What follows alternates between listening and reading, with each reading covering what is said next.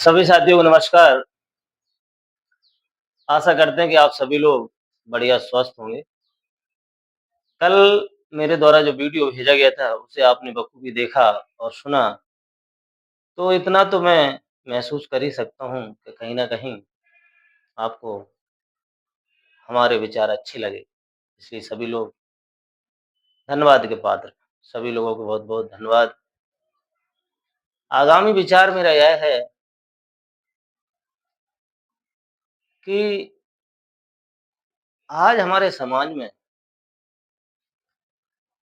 बच्चों की रुचि शिक्षा के प्रति कम होती जा रही है। इसका कारण जब मैं ढूँढने गया और पता किया कि क्या कारण है कि आज सरकारी विद्यालयों में बच्चों की संख्या दिन-प्रतिदिन कम होती जा रही है। क्योंकि 1 अप्रैल से नया सत्र जारी होने वाला है, तो ज़ाहिर-सी बात है कि ये भी सोचने का विषय है कि बच्चों की संख्या स्कूल में क्यों कम हो रही है।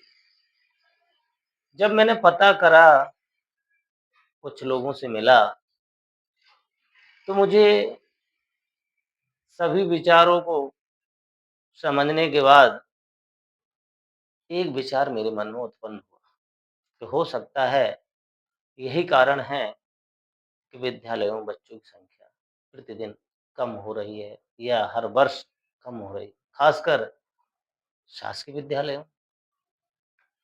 ऐसा नहीं है कि शासकीय विद्यालयों में पढ़ाई अच्छी नहीं होती या फिर टीचर अच्छे नहीं, ऐसा नहीं है। परंतु मुझे एक चीज़ ज़्यादा सोचने में आई कि कहीं न कहीं पालक भी इस पर ध्यान नहीं दे रहे। क्योंकि जब बालक का स्कूल का समय होता है, तो वो निर्धारित समय से बच्चों को स्कूल नहीं भेज पाते। गलती हम उनकी भी नहीं मानते क्योंकि गरीब तबके के बच्चे हैं, जो शासकीय स्कूलों में पढ़ते हैं। अन्यथा जो आर्थिक रूप से सक्षम हैं, वो बच्चे सभी प्राइवेट जाते हैं। तो समय से स्कूल ना भेजना और बीच में गैप हो जाना, ये कहीं न कहीं जो शिक्षा स्कूलों में मिलनी चाहिए या जो शिक्षक हैं स्कूल के, वो बच्चों को देना चाहते हैं, वो पूर्ण रूप से नहीं पहुँच पाती। कारण यही होता है कि बच्चा 1 दिन आता है, 2 दिन नहीं आता और पालक से भी पूछो, तो वो ये कहता है कुछ काम आ गया और कहीं-कहीं ये भी मुझे नज़र आता है कि शिक्षक समय से स्कूल नहीं पहुँच रहे। तो ये बड़ी विडंबना भरी स्थिति है कि इसमें शिक्षक भी दोषी आ रहा है और बच्चे और बच्चों के पिता, हालाँकि बच्चों को दोषी नहीं कह सकते, लेकिन पालकों को कहीं न कहीं उनकी भी ढील है, रुचि नहीं है शिक्षा के प्रति। हालाँकि हम उन पे दोषारोपण नहीं कर सकते पालकों क्योंकि अगर वो इतने ही पढ़े-लिखे होते, तो बच्चों को वाक़ई में वो स्कूल भेजते समय से। लेकिन जब इतनी गंभीर समस्या है और इससे निपटना भी है क्योंकि यदि इस समस्या से नहीं निपटा जाए, तो आगे चल के या भविष्य में ये गरीब तबके के जो बच्चे हैं, उनकी शैक्षणिक योग्यता या स्तर धीरे-धीरे बहुत कमज़ोर होता जाएगा और जिस समाज में शिक्षा का स्तर कम होता है, वो कहीं न कहीं हमारे राज्य, देश-प्रदेश के लिए बहुत ही निराशाजनक होता है। क्योंकि शिक्षा से ही किसी भी क्षेत्र का, समाज का, घर का, राज्य का, देश का विकास हो सकता है। इससे दूसरा मुझे नहीं लगता कोई अन्य रास्ता हो। शिक्षा ही है जो विचारों को जन्म देती है। तो जब विचार व्यक्ति के मन में आता है तो उस पर वो मंथन करता है। मंथन करता है तो मेरा मानना ये है कि जो व्यक्ति जिस चीज़ को सोच सकता है, वह उस काम को कर सकता है। तो शिक्षकों का दायित्व यही बनता है कि हम पालकों को और बच्चों को ये सोचने पर मजबूर करें कि शिक्षा बहुत ज़रूरी है। शिक्षा के बिना और कोई रास्ता नहीं है कि हम अपने जीवन को सँवार सकें। उस शिक्षा का महत्व यदि हम बताने में सफल हो गए, गाँव-गाँव में पालकों को, तो मेरा मानना है कि बच्चों की संख्या शासकीय स्कूलों में बढ़ जाएगी और बढ़नी भी चाहिए।